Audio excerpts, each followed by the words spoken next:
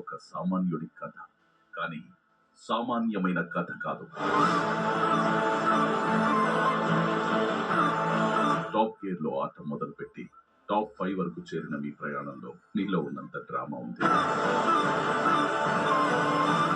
మీ బలాలను ఎప్పుడూ వీడకుండా లోటుపాట్లన్నీ సరిచేసుకుని చివరి కెప్టెన్ గా నిలవడమే గాక మొదటి ఫైనలిస్ట్ గా కూడా నిలిచి ఒక కామనర్ తలుచుకుంటే ఏం చేయగలడో ఈ ప్రపంచానికి తెలిసేలా చేశారు.